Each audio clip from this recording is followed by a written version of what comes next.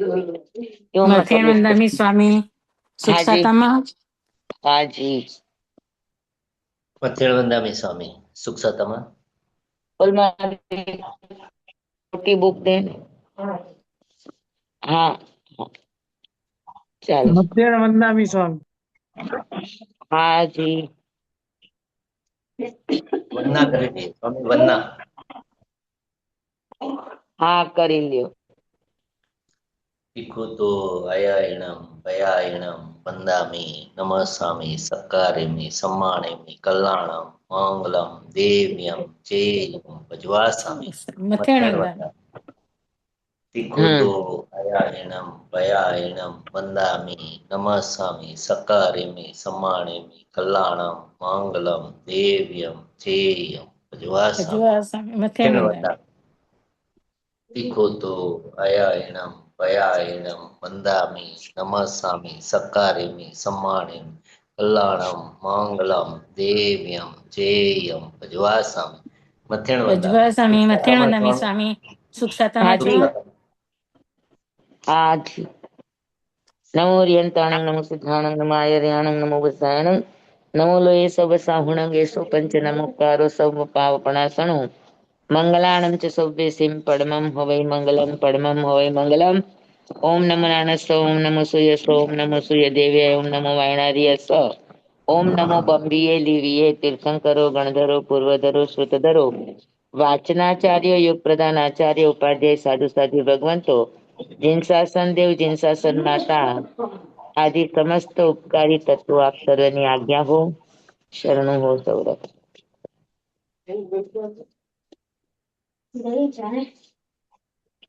મોક્ષ માર્ગસ્ય નેતારમ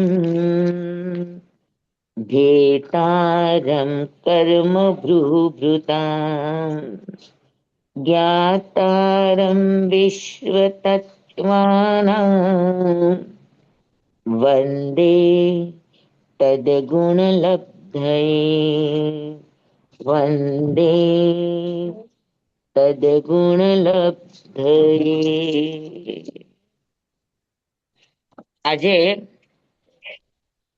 લાસ્ટ સૂત્ર છે ને, આ થઈ ગયું ને આપણું 33મું. 33મું થઈ ગયું. સદસતોર વિશેષાદ્ય દૃચ્છોપલબ્ધે ઉન્મત્વત એ સૂત્ર થઈ ગયું આપણું, બરાબર. હાજી. હા, હવે નૈગમ સંગ્રહ વ્યવહાર વ્યવહાર વ્યવહાર રુજુસૂત્ર નયા રુજુસૂત્ર શબ્દાનયા શબ્દ સમભિરૂઢૈવ રૂઢૈવમ ભૂતાનયા. હા, 1 મિનિટ લખું છું.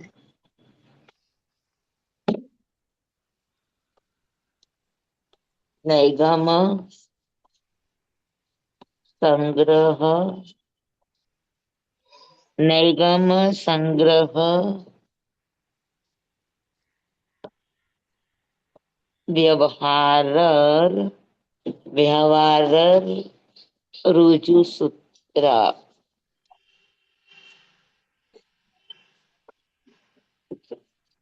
રુજુસૂત્ર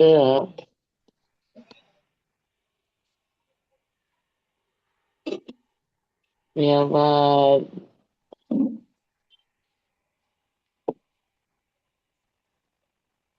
રુજુસૂત્ર શબ્દ સમભિરૂઢૈવમ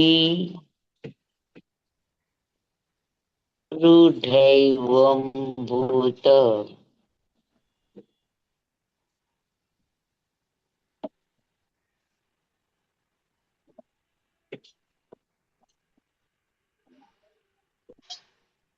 આ આખું સૂત્ર છે. નૈગમ સંગ્રહ વ્યવહાર જુ સૂત્ર શબ્દ સમમિરૂઢૈવમ ભૂતાનયા. સમજાણું? નૈગમ સંગ્રહ વ્યવહાર જુ સૂત્ર શબ્દ સમભિરૂઢૈવમ ભૂતાનયા. હવે એને આપણે છૂટું પાડીએ તો નૈગમ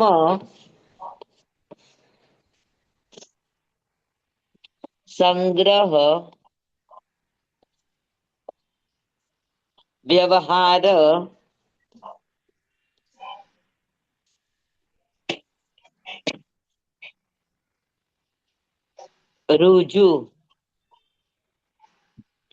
રુજુ સૂત્ર શબ્દ સમભિરૂઢ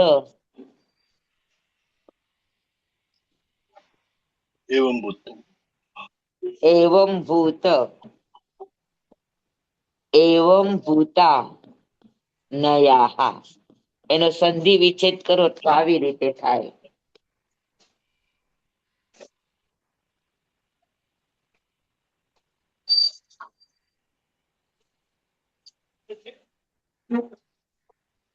હા સ્વામી થોડીક આમ પાતળી રાખો ને, દેખાતું નથી. જુઓ હા હવે દેખાણ બરાબર. ઉપર ઉપર કરો થોડુંક. સમભીરુ ભૂતા નયા. હા હવે બરાબર દેખાણ સ્વામી. થઈ ગયું બધા બરાબર. જી સ્વામી. તો નયાહ નય 7 પ્રકારના છે. નયગમ, સંગ્રહ, વ્યવહાર, રુજુસૂત્ર, શબ્દ, સમભિરૂઢ અને એવં ભૂત નયાહ. એવં ભૂત નય. બરાબર. તો આ 7 તમે પ્રકારના શેમાંથી નય કરાવો છે. છો? હા, શેમાંથી કરાવો છો? શેમાંથી કરાવો છો? તત્વાર્થ સૂત્ર એનું આ સૂત્ર લીધું છે. એટલે કઈ બુક કઈ હોય કઈ? આપણી જીવન શ્રેષ્ઠ અધ્યયનની બુક હોય ને, એમાં છેલ્લે આના તત્વાર્થ સૂત્રના અધ્યાય હોય, મૂળ પાઠ હોય, એનો અર્થ ન હોય. હા, એટલે અત્યારે હું તમને જીવન શ્રેષ્ઠ પાઠમાળા છે એમાંથી જ કરાવું છું અત્યારે. પણ ઓકે અમારી પાસે તત્વાર્થ સૂત્રની અલગ બુક આવે, એમાં એનું ટ્રાન્સલેશન ને બધું હોય, એનું ડિટેલ પણ હોય. બરાબર. તો 7 પ્રકારના નય છે. હવે પહેલું અધ્યયન છે આખું, એ શેના વિશે છે? તો કે સમ્યક દર્શન જ્ઞાન ચારિત્રાણી મોક્ષ માર્ગ. બરાબર. તો સમ્યક દર્શન થયા પછી જ્ઞાન થાય ને, જ્ઞાનનું કામ છે પદાર્થને ઓળખાવાનું. તો સૌથી પહેલા તમે જુઓ, 6ઠ્ઠું સૂત્ર પ્રમાણ નયર અધિગમ.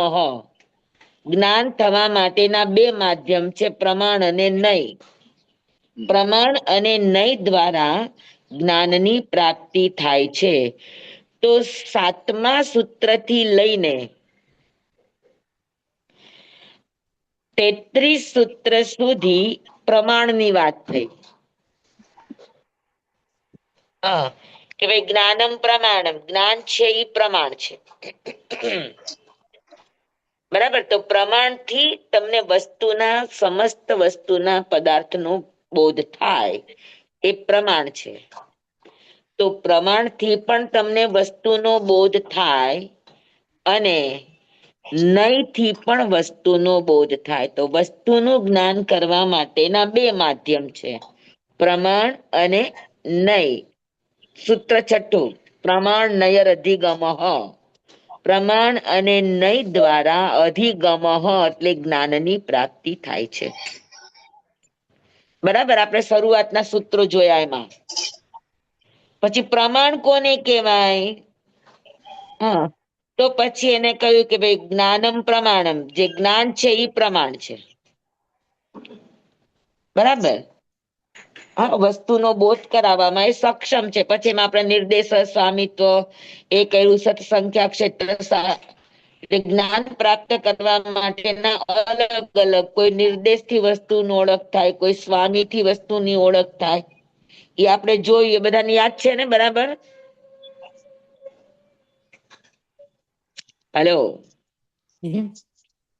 હાજી. જી સ્વામી. હા, બધાને યાદ છે ને? ઈ જી સ્વામી. કે તમારે જે વસ્તુને જાણવી છે એનું સૂચન કરો, એ નિર્દેશ. પછી એનો અધિકારી કોણ છે? સ્વામી. તો એના ઉપરથી આ બધા શબ્દો ઉપરથી તમને એક વસ્તુનો આખો બોધ થાય. તો વસ્તુના સમગ્ર બોધને માટે નિર્દેશ, સ્વામિત્વ, સાધન, અધિકરણ, સ્થિતિ અને વિધાન. પછી સત, સંખ્યા, ક્ષેત્ર, સ્પર્શન, કાલ, અંતર, ભાવ અને અલ્પ બહુત્વ. આ બધા એક વસ્તુના જ્ઞાનને પ્રાપ્ત કરવા માટેના અલગ અલગ અલગ અલગ પ્રમાણ છે. એના સાધનો આપ્યા છે આપણને. તો આ નિર્દેશ અને સત, સંખ્યા આદિ દ્વારા જે તમને વસ્તુનો, પદાર્થનો, ઘટનાનો સંપૂર્ણપણે બોધ થાય, એને પ્રમાણ કહેવાય. બરાબર. તો પ્રમાણથી જ્ઞાન મેળવવું,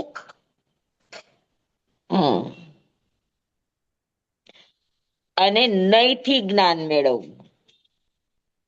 બરાબર. તો પ્રમાણ અને નય આ બંનેમાં શું અર્થ? તો કે પ્રમાણ છે એક સાથે આખા વસ્તુનો તમને બોધ કરાવે, જ્યારે નય છે એ વસ્તુના એક એક અંશને લઈને તમને પદાર્થનો બોધ કરાવે. એકદમ ખુલાસાથી તમને વસ્તુનો બોધ કરાવે. આ નયનું કામ છે.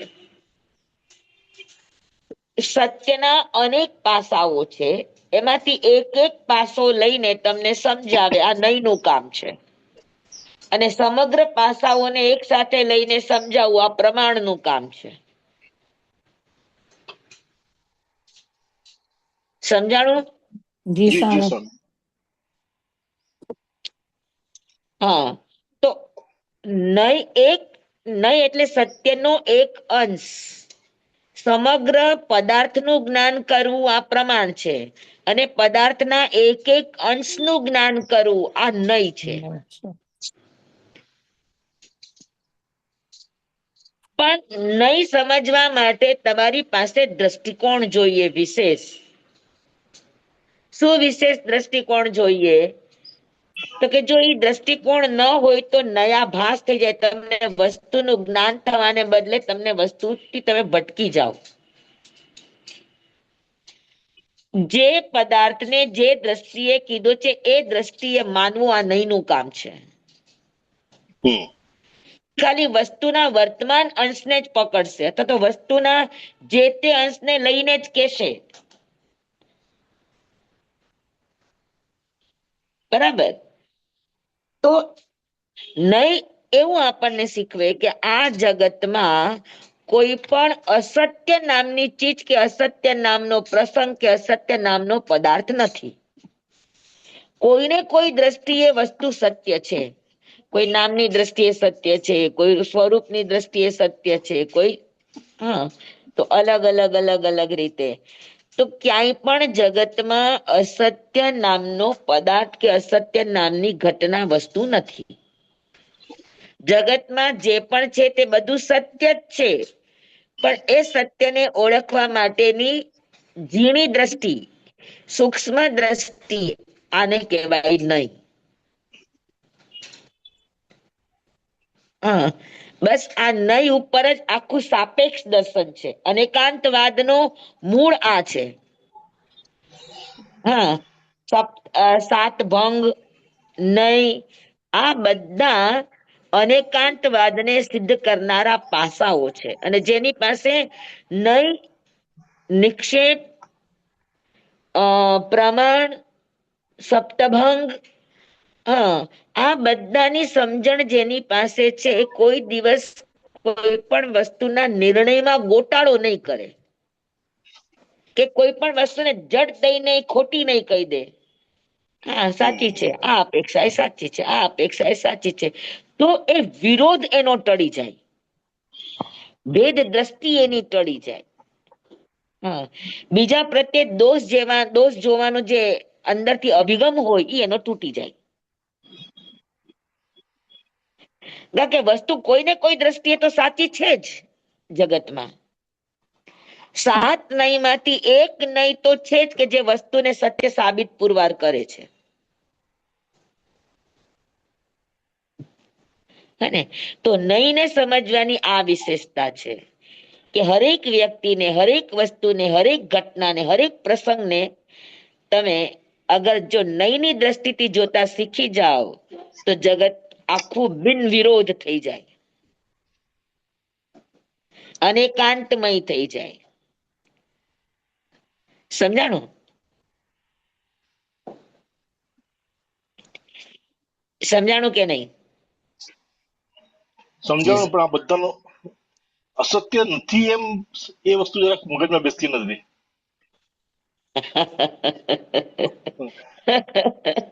હમણાં સમજશો ને એટલે ખબર પડી જશે. જમાલીજી હા, એ છે. તો એ બી શું અસત્ય એ સત્ય હોઈ શકે કોઈ દ્રષ્ટિએ? જમાલી પણ એક દ્રષ્ટિએ સાચા જ છે ને. રુજુસૂત્ર નયની અપેક્ષા સાચા છે, પણ નૈગમ નયની, સંગ્રહ નયની એ અપેક્ષા એ ખોટા છે. એને જે ભગવાનના વાક્યમાં વિરોધ ઉભો કર્યો કઈ દ્રષ્ટિએ કે એને માત્ર રુજુસૂત્ર નયને જ પકડી લીધું. એ નૈગમ નહીં, સંગ્રહ નહીં, વ્યવહાર નહીં, બધું ભૂલી ગયા. પ્રભુ શું કે છે કે એક વસ્તુને પકડી લ્યો તો નયા ભાસ થઈ જાય. સમગ્ર અંશોને પકડો ત્યારે તમે એક સત્યને પૂરેપૂરું ઓળખી શકો છો. સમજાવું તમને? આપણે ઓલો હાથીનું દ્રષ્ટાંત આવે છે ને, કોઈ કે પગ જેવો હાથી, કોઈ કે સૂંઢ જેવો હાથી, બસ એના જેવું છે. જયારે બધું મેળવો ત્યારે એક સત્ય થાય. તો એવી રીતે બધા નહીં મેળવો ત્યારે તમે એના એન્ડ સુધી, એના શુદ્ધ સ્વરૂપ સુધી પહોંચી શકો. પણ શુદ્ધ સ્વરૂપ એનું સાચું સ્વરૂપ છે, પણ એના વર્તમાન સ્વરૂપને પણ આપણે નકારી શકતા નથી. ઘડો બનાવવો છે તો ઘડાની માટી છે, પણ ઘડાની માટી નૈગમ નહીં ક્યાંથી સ્વીકાર કરે? તો કે નામ માત્રથી પણ સ્વીકાર કરે. નથી છતાં પણ થવાની સંભાવના હોય તોય સ્વીકારી લે. બરાબર? તો આ જે પણ આપણે નિર્ણવ થયા કે જેને પણ સત્યનો અપલાપ કર્યો અને સંસાર વધાર્યો, એ બધાએ એક એક નઈને પૈકડા છે. એટલા માટે તો નહીં આપણને સાપેક્ષ સમજાવવા માટે છે કે કઈ દ્રષ્ટિએ આ સાચું છે. તો આપણને દ્રષ્ટિ સમજાવવી જોઈએ સાત નહીંની, કે ભાઈ નૈગમ નહીં કોને પકડે છે, વ્યવહાર નહીં કોને પકડે છે, સંગ્રહ નહીં કોને પકડે છે, રુજુ સૂત્ર નહીં કોને પકડે છે. સમજાય છે? તો સાત નહીંમાં કોઈ પણ ઘટનાને મૂકો, કોઈ પણ વ્યક્તિને મૂકો, કોઈ પણ પ્રસંગને મૂકો, સાત નહીંમાંથી કોઈને કોઈ નહીંની દ્રષ્ટિએ સાચું છે, ખોટું નથી. તમે જેને ખોટું કહો છો એ સર્વથા ખોટું નથી. કોઈક ને કોઈક નહીં તો એમાં લાગુ પડે જ છે. પણ તમે કોઈ એક નહીંને પકડી લીધો એટલે તમને ગડબડ થઈ.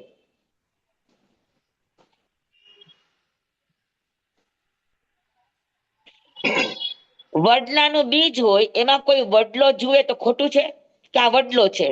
તમે કહેશો વડલો થોડુંક છે, આ તો બી છે. પછી બી માં જ વડલો સમાયો છે કે નથી સમાયો? બી નથી તો વડલો છે? સમજાય છે? હા, એટલે નહીં આ સાત નહીં આપણને એમ કે જ્યારે કોઈ પણ શરૂઆત થતી હોય ત્યારે શુદ્ધ ન હોય. હા, આપણે આમ જનરલ પણ જેને કોઈને કાંઈ જ આવડતું નથી, નાનું બાળક છે, હા, તો એમ કે ભાઈ સમુદ્ર કેવડો મોટો? તો કે આટલો, પોતાના હાથથી આમ બતાવે કે આટલો મોટો. તો કઈ સમુદ્રના બે હાથમાં સમાય એવડો જ છે? પણ આપણે એના કહેવાનો અર્થ સમજી જઈએ છે કે ઘણો મોટો છે, કે જેની કોઈ સીમા નથી. હે, તો બાળક છે કે શરૂઆતમાં કોઈ અજ્ઞાન છે ને પદાર્થને જાણપણું નથી, તો એ કદાચ જરાક પણ જાણે ને તો એને જાણ્યું કહેવાય. હા, કોઈ કોલેજનો કે સ્નાતક વિદ્યાર્થી એ વસ્તુને એ રીતે કહે તો કે ભાઈ નહીં, તું તો ભણેલો છે, હવે તું કે આ વસ્તુ એટલે શું? તો એવમભૂત નહીં, એકદમ પ્યોર ને સ્વીકારે. જ્યારે નૈગમ ને બધાને જ સ્વીકારે, કોઈનો અસ્વીકાર નહીં. એ નૈગમ નહીં.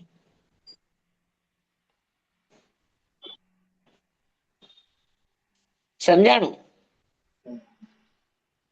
પેલા નયની દ્રષ્ટિ સમજાણી. નયનો અર્થ છે વસ્તુના સત્યના એક અંશને લઈને વસ્તુનું કથન કરવું, વસ્તુનો બોધ કરવો, એને નય કહેવામાં આવે છે. બરાબર છે? હમ. હા. હવે કોઈ ઘરેથી નીકળું દિલ્હી જવા માટે, અને તમને કોઈ પૂછ્યું, આપણે જે વ્યવહાર ભાષાની વાત કરીએ છીએ, તમને કોઈ પૂછ્યું કે ક્યાં ગયા ભાઈ તમારા ઘરેથી, ક્યાં છે પૂછ્યું, તો કે દિલ્હી ગયા છે. અરે હજુ તો તમે અહીંયાના સ્ટેશન ઉપર નથી પહોંચ્યા, એટલે કે હમણાં તો જોયા હતા મેં, દિલ્હી પહોંચી ગયા. પણ ઘરેથી દિલ્હીનો સંકલ્પ કરીને નીકળ્યા એટલે શું કહેવાય? દિલ્હી પહોંચ્યા. હા. કડમાણે કડે, ચલમાણે ચલે, ચાલવાનું શરૂ કર્યું એ ચાલ્યું કહેવાય, કરવાનું શરૂ કર્યું એ કર્યું કહેવાય. હા, આ સમયવર્તી ઘટનાઓની કથા છે. બરાબર.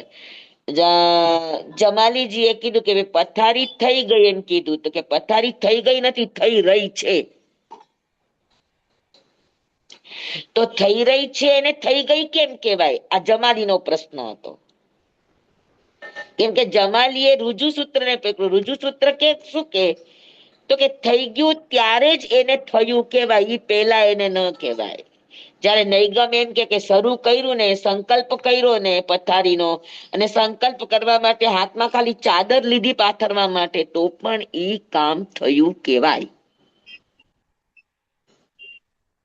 અને આ એક લોક વ્યવહારનો શબ્દ છે.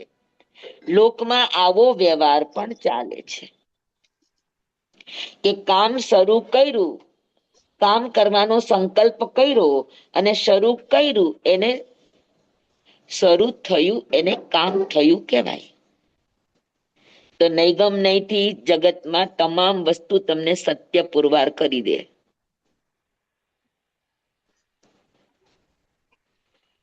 સમજાણું બધાને? એટલે નૈગમ નહીં મુખ્ય નહીં છે, રાઈટ?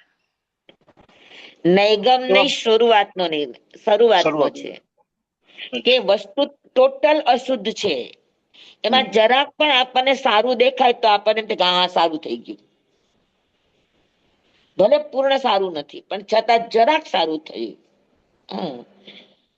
104 ડિગ્રી તાવ હોય, 104 ડિગ્રી તાવ હોય, અને એમાંથી 102 ડિગ્રી તાવ જ છે, પણ છતાં 104 ની અપેક્ષા 102 ડિગ્રી તાવ હોય તો તમે કહો ને કે સારું થઈ ગયું,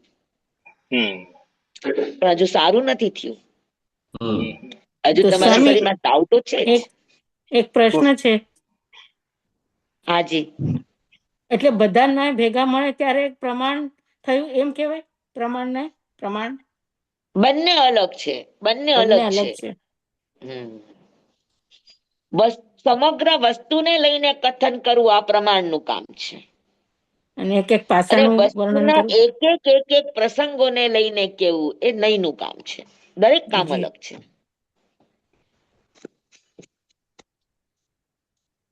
બરાબર છે? જી સ્વામી. તો નય સમજાણું. નય એટલે શું? એક પાસાનો વિચાર કરવાનો. વસ્તુના એક અંશને લઈને, સત્યના એક અંશને લઈને વસ્તુનું જ્ઞાન થવું, વસ્તુનો બોધ થવો, એને નય કહેવામાં આવે છે. નય સમજાઈ ગયું તો પછી હવે આપણે ભેદોમાં જઈએ. પ્રમાણ અને નય. તો સ્વામી જેમ હાથીનું દ્રષ્ટાંતમાં લીધું કે એકે જયારે પગ જોયો તો કે થાંભલા જેવો છે હાથી, તો એ એક જ નય એટલે ત્યાં પ્રમાણ સત્ય થઈ ગયું. એક જ નહીં, આખો હાથી કે ભાઈ એને સૂંઢ હોય, પગ હોય, પેટ હોય, ઈ કેવું ઈ પ્રમાણ છે. પણ એની એક એક વસ્તુને લઈને કેવું એ નહીં છે. કે હાથીને પગ પણ હોય, સૂંઢ પણ હોય, પેટ પણ હોય, પૂંછડી પણ હોય. હા, તો એ બધી જ વસ્તુને ભેગી કરો ત્યારે એક થાય. તો જગતમાં બધું જ ચાલે છે. શુદ્ધ વસ્તુ પણ ચાલે, અશુદ્ધ વસ્તુ પણ ચાલે છે. પણ અગર તમારી પાસે નયની દ્રષ્ટિ છે તો તમને કોઈનામાં અસત્ય દોષ નહીં નહીં દેખાય. દેખાય, કોઈનામાં વિરોધ નહીં થાય. હા, અનેકાંત ભાવને જગાડવા માટે નયનું સમજવું, સાત ભંગનું સમજવું અત્યંત જરૂરી. જેની પાસે સાત ભંગનું જ્ઞાન છે કે સાત નયનું જ્ઞાન છે, એ કોઈ પણ વસ્તુને, કોઈ પણ વ્યક્તિને ખોટી નહીં કે. હમ, હમ. ખોટી નહીં કે તેનો વિરોધ પણ નહીં થાય, એના પ્રત્યે દ્વેષ પણ નહીં થાય. હે ને? તો બિન વિરોધ દ્રષ્ટિ કેળવવા માટે નયને જાણવા જરૂરી છે. પાકું? જી સ્વામી.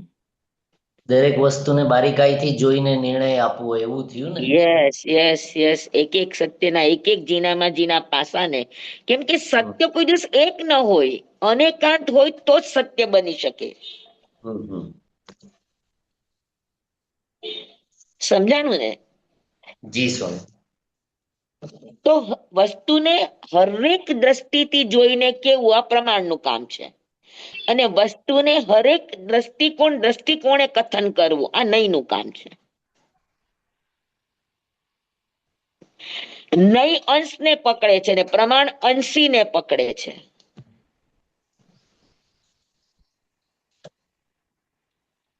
આખા પદાર્થને પ્રમાણ પકડે ને આખા પદાર્થના એક એક પહેલુને, એક એક આયામને, એક એક નહીં એંગલને પકડે. પકડે છે. ઈ નયનું કામ છે. તમે જ છો, પણ તમે બહેનની દ્રષ્ટિએ, હા, પછી પરિવારમાં એક એક સંબંધોની દ્રષ્ટિએ તમે એક છો કે અલગ અલગ છો, અને બધા જ જેટલા તમારા સંબંધો છે, હરેક સંબંધમાં તમે આનું રૂપ અલગ અલગ હોય કે એક જ હોય? અલગ હોય. ભાઈ તરીકે હો તો તમારું રૂપ અલગ હોય, પતિ તરીકે હો તો તમારું રૂપ અલગ હોય, પિતા તરીકે હો તો તમારું રૂપ અલગ હોય. હને? મામા કાકા હો તો એની અપેક્ષાએ તમારું રૂપ અલગ હોય. તમે છો એક ના એક. હમ. પણ જેમ સંબંધો બદલાણા એમ તમારી આચાર સંહિતા, તમારા ભાવ, તમારો રૂખ, તમારો વ્યવહાર બદલાય કે ન બદલાય? બદલાય. તો એ શું કેવું? ખોટું કે સાચું? સાચું, વ્યવહાર નહીં છે. સાચું છે. બસ દ્રષ્ટિ સમજી લ્યો કે આ કથન કર્યું તો એ કયા સંબંધના નાતે કર્યું, આ કથન કર્યું તો કયા સંબંધના નાતે કર્યું. હે? તો હમ, દરેકના પોતપોતાના વ્યવહાર ધર્મ, પોતપોતાના આયામ અલગ અલગ અલગ છે. હમ. પત્ની પ્રત્યે પતિની જે દ્રષ્ટિ હોય એ પુત્રી પ્રત્યે એ જ દ્રષ્ટિ હોય કે અલગ હોય? બેન પ્રત્યે એ જ દ્રષ્ટિ હોય કે અલગ હોય? બસ આટલી વાત સમજાઈ જાય તો ઝઘડો ન થાય. હમ. હે? કે દરેકના વ્યવહારો અલગ અલગ છે. અને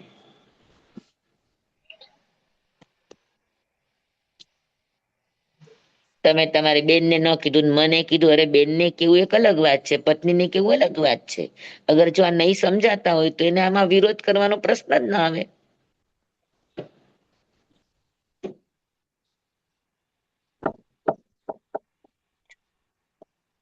ઓકે? જી. તો નહીં સમજાણું પછી હવે આપણે એક એક ભેદમાં જઈએ. નૈગમ, હમ. સંગ્રહ, વ્યવહાર, રુજુસૂત્ર, એક એક નયમાં એવમ જી ભૂત જી. નય એકદમ 100% સોનું. એમાં એક પણ જાતનો ભેગ નથી. પણ ઘરેણા બનાવવા હોય તો એમાં તમારે ભેગ મેળવવો પડે, તો જેમ જેમ ભેગ મળતો જાય તેમ તેમ એના રૂપ બદલાતા જાય. તો એ બધા બાકીના નયો છે. 100 ટચનું સોનું એટલે ભેગ વગરનું સોનું. હમ એટલે એને ગમને. ના, ભેગ વગરનું સોનું એટલે એવંભૂત નહીં. ના નયગમ. નયગમ નહીં એટલે ભેગ વાળું મળેલું, બધાથી મળેલું હોય એને નૈગમ નહીં કહેવાય, અને એકદમ પ્યોર હોય એને એવંભૂત નહીં કહેવાય.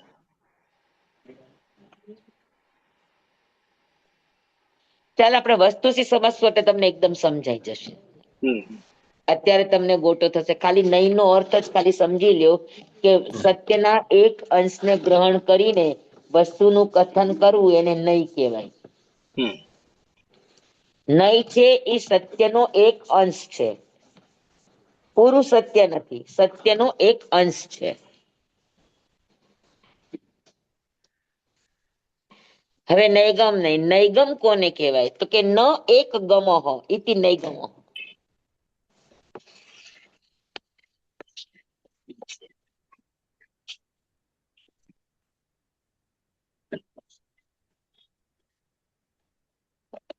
ન એક ગમઃ ઇતિ નૈગમ.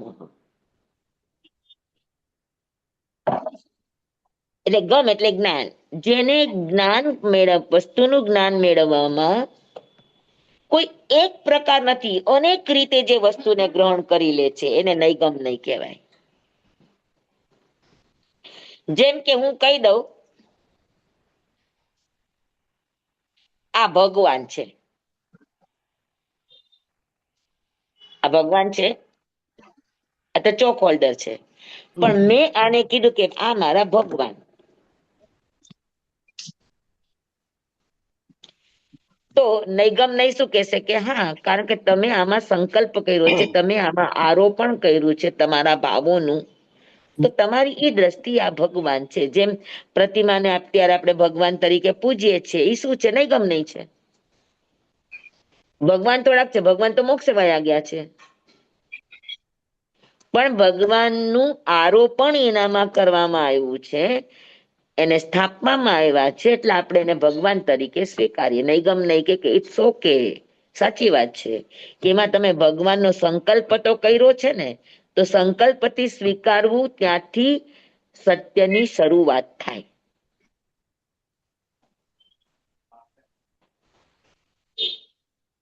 હા, એમાં ભેદ ન જોઈએ કે આમ હતું ને આમ નહોતું ને આમ આમ હોવું જોઈએ, કઈ જ નહીં. વ્યક્તિના મનમાં એ સંકલ્પ આવ્યો અને એને સ્વીકાર્યું, એને આરોપણથી સ્વીકાર્યું, નામથી સ્વીકાર્યું, સ્થાપનાથી સ્વીકાર્યું, દ્રવ્યથી સ્વીકાર્યું કે ભાવથી સ્વીકાર્યું. નામ, સ્થાપના, દ્રવ્ય, ભાવ જે પણ રીતે સ્વીકાર્યું એને સ્વીકારે. નૈગમ નહીં, કોઈનો વિરોધ ન કરે. નૈગમ નહીં, બિન વિરોધ નહીં છે, કોઈનો વિરોધ નહીં. કોઈ કે આ તો કે આ હોઈ શકે, આ અપેક્ષા એ હોઈ શકે, નામની અપેક્ષા એ હોઈ શકે, સ્થાપનાની અપેક્ષા એ. આને મેં ભગવાન કીધા તો કઈ અપેક્ષા એ ભગવાન છે તો કે સ્થાપનાની અપેક્ષા એ.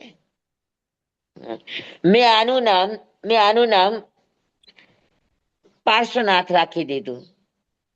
આ છે નહીં પાર્શ્વનાથ, પણ મેં આનું નામ રાખી દીધું પાર્શ્વ. આપણે જેમ છોકરાઓના નામ રાખતા હોય, મહાવીર નામ રાખીએ, પાર્શ્વ નામ રાખીએ, ઋષભ નામ રાખીએ, તો નામથી તો એ ભગવાન છે હમ કે નહીં? બરોબર બરોબર બરોબર, રાઈટ. વસ્તુને મેં સ્વરૂપ આપી દીધું કે આ મારી આ વસ્તુ છે, તો એ આરોપણ કર્યું, તો સ્થાપનાથી એ વસ્તુ છે કે નહીં? ભગવાનની મૂર્તિ હોય તો આપણે એને પગ લગાડશું?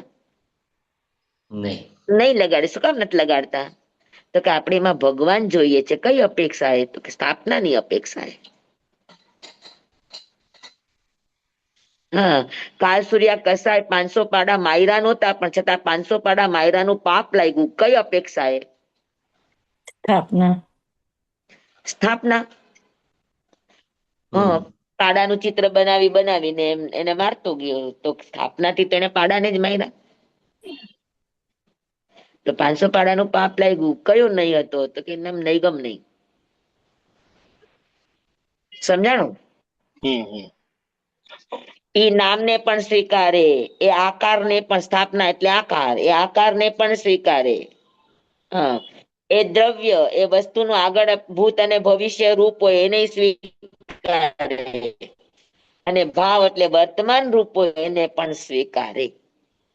તો નૈગમ નૈમાં ન એક ગમો, માત્ર નામ એટલે નામ નહીં, માત્ર ભાવ એટલે ભાવ નહીં, માત્ર દ્રવ્ય એટલે દ્રવ્ય નહીં, નામ, સ્થાપના, દ્રવ્ય, ભાવ બધાને સ્વીકારે. પછી એક વચન બહુ વચન હોય તો સ્વીકારે, સ્ત્રીલિંગ પુલિંગ નપુસકલિંગ હોય તો સ્વીકારે, કોઈનો ભેદ ન કરે.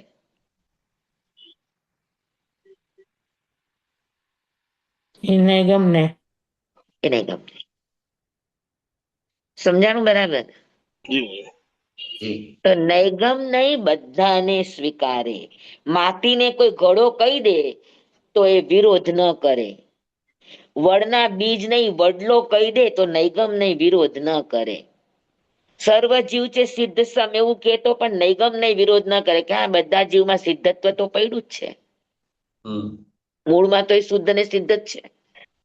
હમ આવરણ લાગ્યા છે, આવરણ હટી જશે તો એ શુદ્ધ છે જ. તો કોઈ પણ સંભાવનાને લઈને પણ એ વસ્તુને સ્વીકારે. પછી એની ભૂતકાળની સંભાવના હતી, ભવિષ્યની સંભાવના હોય કે વર્તમાનની સંભાવના છે, પણ એ બધી જ સંભાવનાઓને લઈને વસ્તુનો સ્વીકાર કરે. આને નૈગમ નહીં કહેવામાં આવે. સમજાણું? તો સાધનાની શરૂઆત માટે નૈગમ નહીં ઉપકારી છે, અને પૂર્ણતા સુધી પહોંચવા માટે એવમ ભૂત નહીં સ્વીકારવાનું, ઈ ઉપકારી છે. પાકો? જી જી. સ્વામી નૈગમ નહીં સમજાઈ ગયું બધાને? હમ વસ્તુના બધા પાસાને સ્વીકારે. વસ્તુ હોય કે ન હોય, નામ આપ્યું, આકાર આપ્યો, હા, એ કાગળના ચિત્ર ઉપર ઘડો હોય ને કે આ ઘડો છે તો કે હા હા ઘડો છે, ચિત્ર તો છે જ ઘડાનું, એનાથી ઘડાનો બોધ તો થાય જ છે. હમ પદાર્થનો બોધ તો એનાથી થાય જ છે. નામથી બોધ થાય, આકારથી બોધ થાય, આગળ પાછળના રૂપથી ભૂતકાળ અથવા તો ભવિષ્યકાળને લઈને એમાં બોધ થાય, અથવા તો વર્તમાનને લઈને બોધ થાય. અને માને બધાનો સ્વીકાર કરે, એ નૈગમ નહીં, કોઈનો વિરોધ નહીં. તો આ જગતમાં અસત્ય નામની ચીજ જ નથી. નૈગમ નહીંની દ્રષ્ટિએ કાંઈક ને કાંઈક તો એ સત્ય છે જ. તમે એને લગતો એક ક્વેશ્ચન પૂછું. હાજી. તમે સમજો મારે એક અભાવી જીવ છે એને મારે સ્વીકાર કરવો છે કે આનામાં બી ભવિષ્યના સિદ્ધ છે, તો એ તો અસત્ય કેવું પછી તો એમાં તો હા, કોઈ સહી. એક અભાવી જીવ છે, અભાવી, જે ક્યારેય સિદ્ધ થવાનું નથી. બરોબર છે. હવે હવે મારે સ્વીકાર કરવો છે કે આ એક શું કહેવાય ભગવાન છે તો સિદ્ધ જ છે ભવિષ્યના, તો એ તો અસત્ય થયું ને. એનો ના, કઈ રીતે એનો એમાં સ્વીકાર? સિદ્ધ સ્વરૂપી આત્મા તો છે જ, હા સમજી લો તમે. આત્મા તો છે જ, પણ એનો આત્મા ક્યારેય પ્યોર સુધી પહોંચી શકવાનો નથી. બાકી આત્માની દ્રષ્ટિએ એ ભગવાન તો છે ને, એના પ્રત્યે પણ દ્વેષ ન ચાલે ને. હમ અભવીમાં પણ ભગવત સ્વરૂપ જોવું આ નૈગમ નહીંનું કામ છે. નહીં તો તમને અભવી નામ પડશે ત્યાં જ તમારા મનમાં દ્વેષ ઉભો થવા માંડશે. હા એટલે જ મેં પૂછ્યું. અને અભવી કહે એટલે આપણા મનમાં એક પ્રકારનો આમ અછૂત ભાવ પેદા થઈ જાય. એ ભાવ ન આવવો જોઈએ.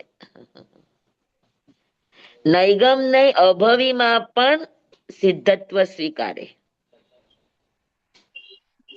પછી સિદ્ધત્વ એનું પ્રગટ થાય ન પ્રગટ થાય એ અલગ વાત છે. એ એની તથા પ્રકારની ભવિતવ્યતા, તથા પ્રકારની યોગ્યતા, પણ એનો વિરોધ ન કરે. નૈગમ નહીં, એને પણ ભગવત તરીકે સ્વીકારે. એટલે એના પ્રત્યે એને અભાવ ન આવે, એના પ્રત્યે એને દ્વેષ ન આવે.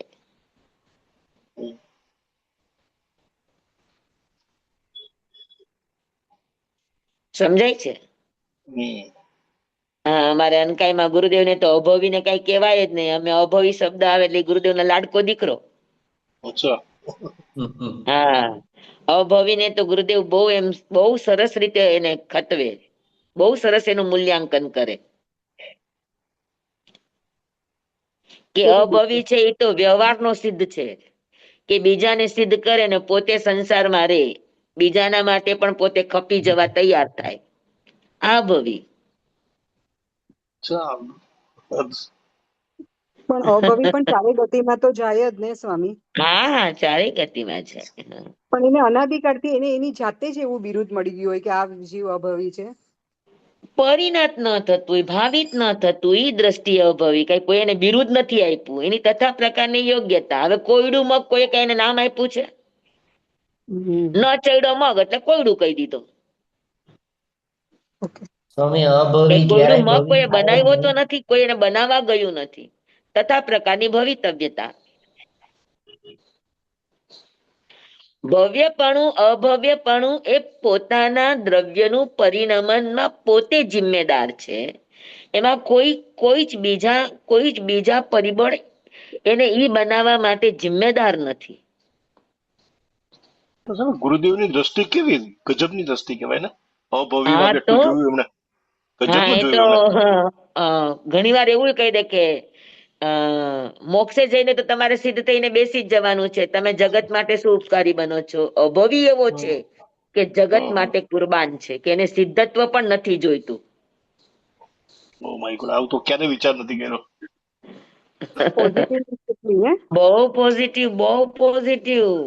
હમ. અભવીને પણ એટલા સરસ રીતે મૂલવે.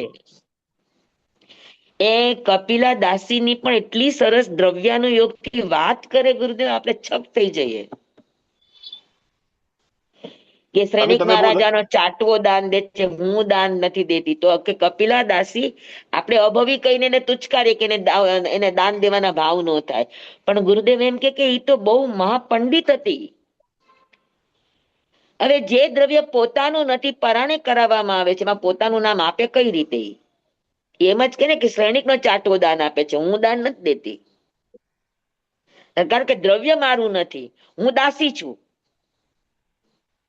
દાસીને પોતાનું જ અસ્તિત્વ પોતાનું ન હોય તો એ દાન કઈ રીતે દે?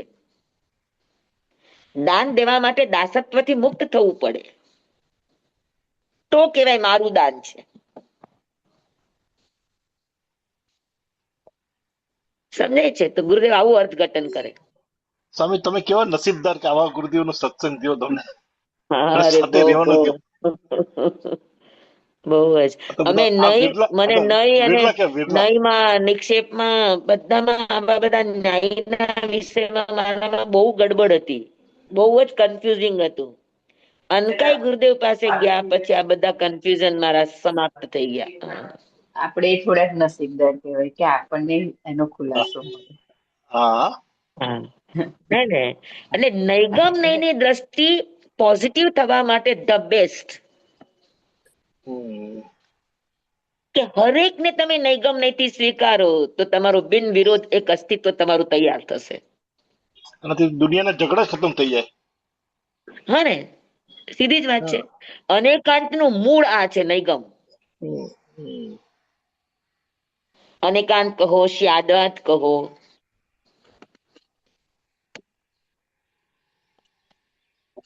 સાપેક્ષ વાત કહો, જૈન દર્શન આ બધા પાયાના વિષયો છે. અનેકાંત, સ્યાદવાદ, સાપેક્ષ ભાવ, અહિંસા. અહિંસા એટલે બિન વિરોધ અસ્તિત્વ, એને અહિંસા કહેવાય. ખાલી જીવની દયા પાડવી નહીં, વિરોધ પણ હિંસા છે.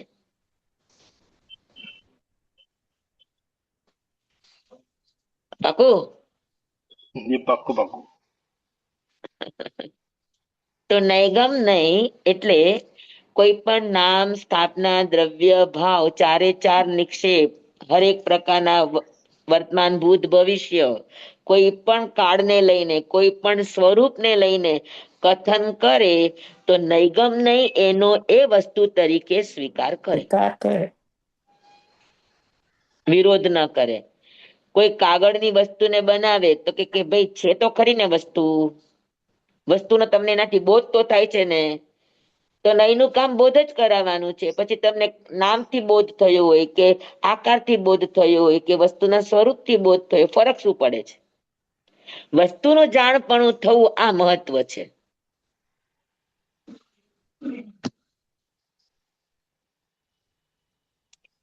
પાકું? જી જી. તમે આપણે જે મતિ જ્ઞાન, શ્રુત જ્ઞાન, એના જે 340 પ્રકારના આ બધા ભેદો કરીએ છીએ ને, એ બધા જ ભેદો આ તમને નહીમાં સમાઈ જાય. જો અગર તમે ઊંડો વિચાર કરશો તો આ બધા એકબીજા સાથે કનેક્ટેડ છે. એ સ્વીકાર કેવી રીતે થાય, જે પણ ભેદો છે અને એ ભેદોમાં કેવો સહયોગક્ષમ થાય તો તમારો કઈ રીતે સ્વીકાર થાય. નૈગમ નહીં એટલે તમારો જબરદસ્ત પોઝિટિવ ભાવનો સહયોગક્ષમ હોય તો જ તમે નૈગમ નહીંને અમલમાં મૂકી શકો. એક ક્વેશ્ચન કરું. ક્વેશ્ચન જી એટલે ખાલી એમ કરું છું કે જી આજે તમે અમારા મનમાંથી એક શંકા કાઢી નથી. અત્યાર સુધીની અમને એવું થતું હતું કે અમે અભવી હશું, ભવી હશું, અભવી હશું, એવું થતું હતું.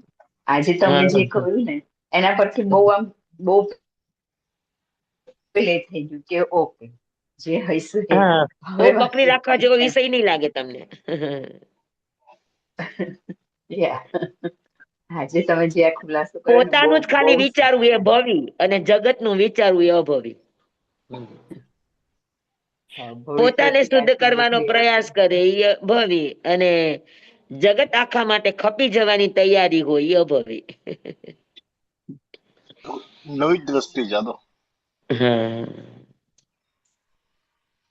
અને આપણને એવું પણ થાય ભવી એટલે ભાવિત થવું ને અભવી એટલે ભાવિત ન થવું. આપણને નાના નાના ઘટના પ્રસંગો આપણને અસર કરી જાય તો બદલાઈ તો અસર કરે એ ભવીપણું કહેવાય ને અસર ન કરે એ અભવીપણું થાય. તો તમે શબ્દને જે રીતે ઘટવું એ રીતે ઘટી શકે. જય સ્વામી આવું તમે કહો તે વખતે જ અમારે મનમાં એવું આવી શકે. બાકી એવું આજ સુધી કોઈ દિવસ એવું આવું રીતના આવું વિચાર્યું મીન્સ આવું તો કોઈ દિવસ એ જ નથી કર્યું. એટલે આમ ઘણી વાર બહુ પેલું થઈ જાય કે અભવી. હવે તો આપણે એવું તો નહીં હોય ને કારણ કે અભવી જીવી છે ત્યાં સુધી કેટલી મીન્સ એ કરતા હોય. આપણે તો એવા નહીં હોય ને એવું ઘણી વાર થઈ જાય. હવે આજે તમે જે ખુલાસો કર્યો ને એના પરથી બહુ આમ લાગે કે ઓકે જે હશે હવે વાંધો તો કોઈ અપેક્ષા અભવી થવું પણ સારું છે. શબ્દને શબ્દની રીતે, કેમ કે શબ્દ જેને કહેવાય કે જેના અનંત અર્થો છે તો આપણે શું કામ સારા અર્થને ન લેવો. સાચી વાત. ખૂબ આભાર. આપણે તો કહીએ ને અભવી એટલે કોઈ અમૂઢ દ્રષ્ટિ પણ થાય.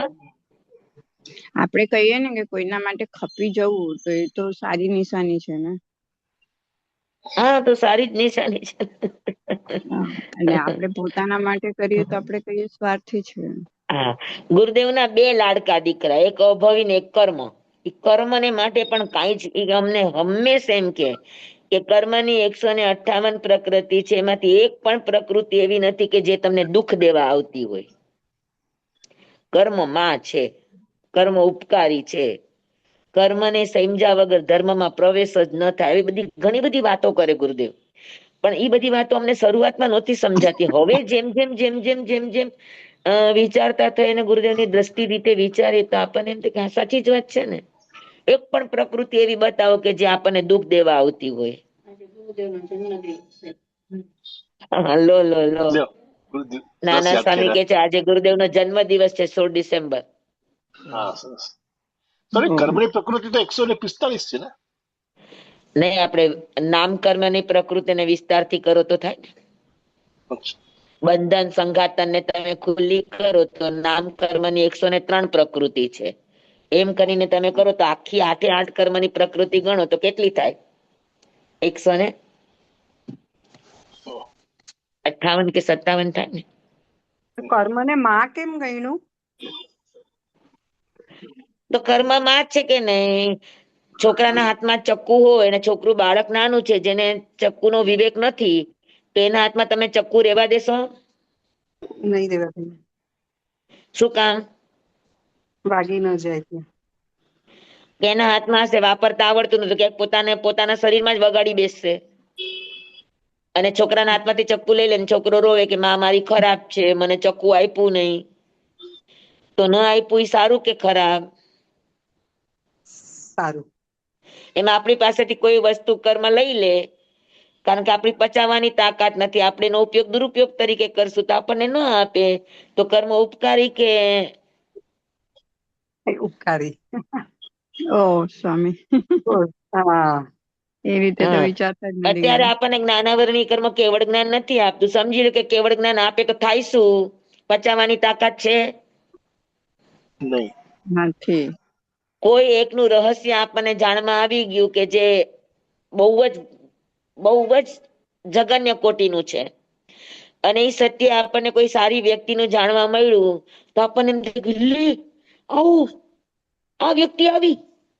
હવે આપણે એની એક સત્ય ઘટના પણ પચાવી શકતા નથી, તો કેવળ જ્ઞાન એટલે જગત આખાનું આવું સત્ય એક સાથે તમારી નજરમાં આવશે અને નહીં પચાવી શકશો તો કેવળ જ્ઞાનથી શું કરશો?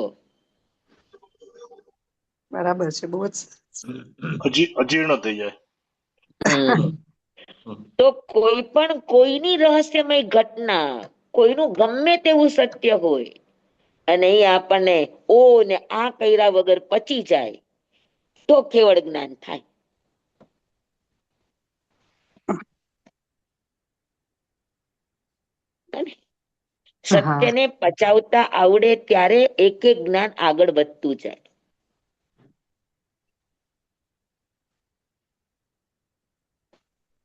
તો જે પણ જુઓ, જે પણ જાણો, માંથી ઓ ને આ નહીં કરવાનું. છે, હોઈ શકે, બની શકે, ઘટી શકે, થાય. હા, અમે ધ્યાનમાં જતા ને કઈક થાય ને એટલે ગુરુદેવને કહે, અમને એમ થાય કે જાણે મોટો બોમ્બ ફૂટ્યો. ગુરુદેવ કે આમ થયું ગુરુદેવ, તો કે એ તો થાય, એ તો બને, એ તો હોય. આપણને ત્યાં જ હળવા કરી નાખે.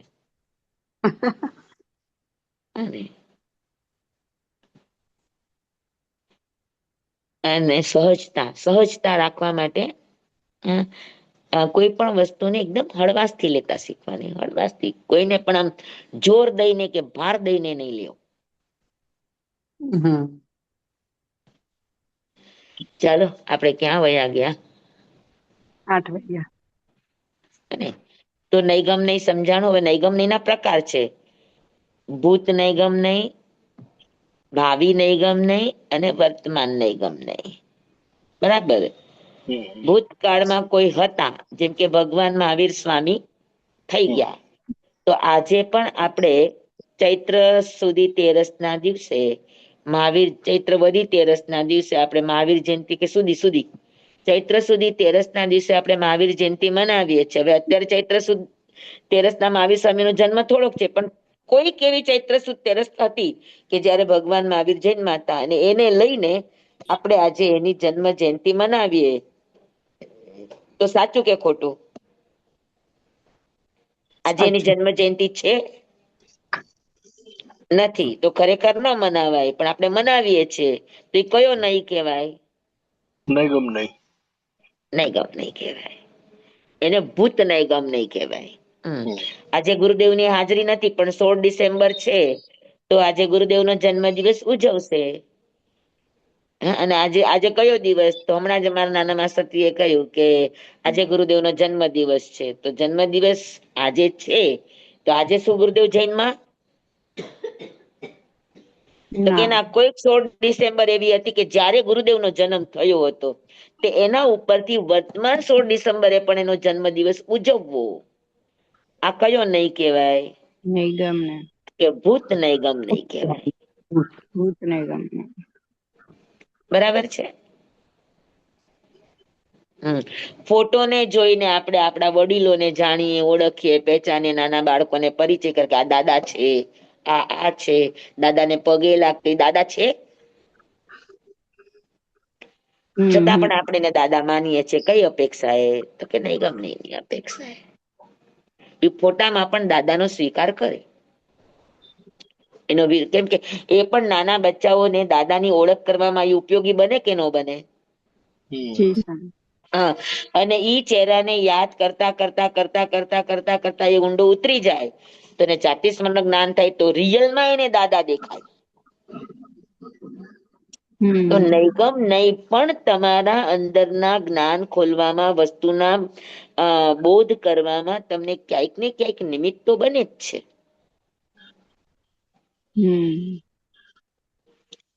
હા, જાતિ સમરણ જ્ઞાન છે એ આવી જ રીતે નૈગમ નહીંથી જ જાય ને, કે ભાઈ આવું કઈક જોયું તું, આવું કઈક હતું. એ વર્તમાન સ્વરૂપ ઉપર તે ભૂતના સ્વરૂપ ઉપર વયો જાય કે ન વયો જાય? જી સ્વામી. હમ? થાય કે ન થાય? થાય. તો નૈગમ નહીં કેવું છે, કયો જોઈ? હા, ભૂતકાળની ઘટનાને વર્તમાનમાં સ્વીકારવી, આ એને ભૂત નૈગમ નહીં કહેવાય.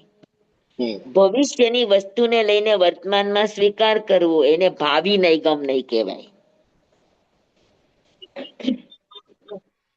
બરાબર. ભાવિ નૈગમ ને એટલે કોઈ દીક્ષાર્થી છે, ભવિષ્યમાં દીક્ષા લેવાના છે, તેના ઉપરથી એને દીક્ષા એને સાધ્વી તરીકે જોવા. હા, બરાબર. એનો દીક્ષા મહોત્સવ ઉજવવો, એક દીક્ષાર્થી તરીકે એનું કરવું, તો આ બધું શું કહેવાય? તો આ બધું ભાવિ નૈગમ છે. તીર્થંકર જન્મ લે તો એને આપણે તીર્થંકર કહીએ, પણ તીર્થંકર ત્યારે ન કહેવાય. હા, આપણે જૈનમાં ત્યારથી તીર્થંકર લેતા હતા, પણ તીર્થંકર બને ક્યારે? તો કે કેવળ જ્ઞાન થાય ત્યારે.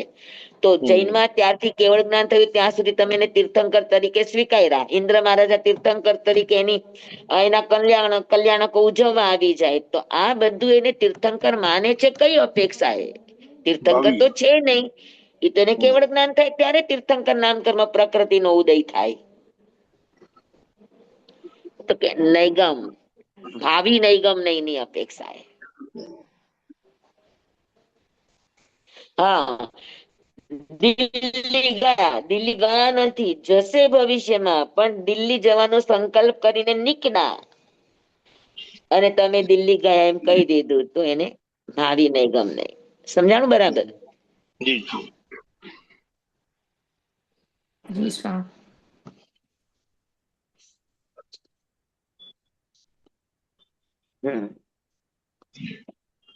તો સૂક્ષ્મ દ્રષ્ટિને સમજવા માટે નયનો ઉપયોગ છે. પછી વર્તમાન નૈગમ નહીં. વર્તમાનમાં તમે કોઈ પણ નામ સ્થાપના દ્રવ્ય ભાવ વગર વસ્તુનું કથન કરી દીધું, કોઈ નામથી, કોઈ સ્થાપનાથી, કોઈ દ્રવ્યથી, કોઈ ભાવથી, તો એને પણ સ્વીકારે. આ વર્તમાન નૈગમ નહીં. તો ભૂત નૈગમ નહીં, વર્તમાન નૈગમ નહીં ને ભાવિ નૈગમ નહીં. ત્રણેય રીતે વસ્તુનો સ્વીકાર, વસ્તુનો બોધ કરવો, આ નૈગમ નહીં કહેવાય. પાકું? બરાબર સમજાઈ ગયું બધાને? નૈગમ નહીં. હા, અને આપણો ટાઈમ પણ થઈ ગયો 8:05. સ્વામી, હા, એક તો ક્વેશ્ચન એક પૂછું હા, બોલો બોલો. ક્લિયરિટી માટે.